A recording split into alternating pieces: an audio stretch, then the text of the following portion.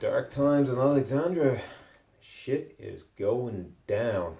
Not a bad episode this week. I was expecting more, but here we have basically leaving off from last week where the tower has collapsed, leaving the wall breached and the walkers to roam wherever the fuck they like in Alexandria. We have our residents running for their lives, scarping to wherever they can, trying their best not to be eaten. Fortunately, the same can't be said for Deanna, who we think she gets away, just gets a wound. Fortunately, turns out she's bitten. I was actually sad to see that. I quite liked the character Deanna. Yeah, didn't seem the capable leader that we thought she was. Obviously, she was more adapted to the previous lifestyle of Alexandria before the world got real. But I did like the scene with the passing of the torch between Rick and Deanna. They're your people now. So, I mean, setting it up nicely. Obviously, Rick is more the war leader rather than the leader. Uh, Again, good to see some showdowns with characters, but maybe at the inappropriate times.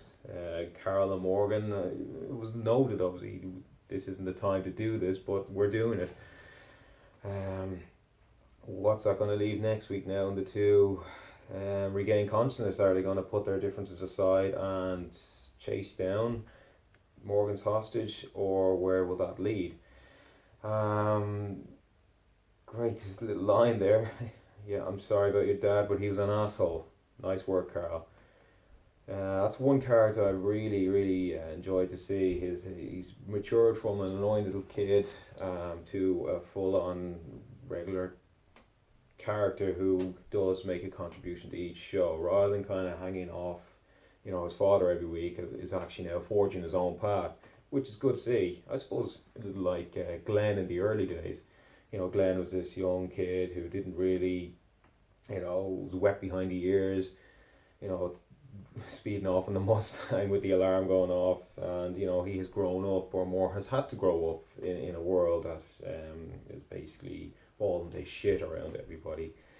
So yes, it'll be interesting now. Obviously, the group is scattered again, but they've regrouped somewhat and are now basically venturing out into the world to the armory, dressed in the remains and skin of the dead. Now, not much of a cliffhanger we're left with for a mid-season finale, or well, I'm led to believe it's a mid-season finale. Please feel free to correct me below. It's a will they or won't they make it, but given the Walking Dead's track record and Rick and the guys, I think they're gonna make it. They're gonna be okay. But yeah, it's going to be interesting to see where things are going to go now. Are they going to stay in Alexandria, try and rebuild, refortify, or is it basically give up, move on, and try and rebuild elsewhere?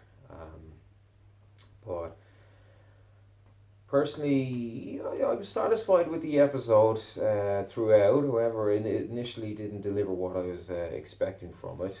Obviously, with the wall coming down and the walkers coming in, I thought there'd be non-stop mayhem, macabre killing, the beheading, all sorts, and that we were in for a full-on action-packed episode.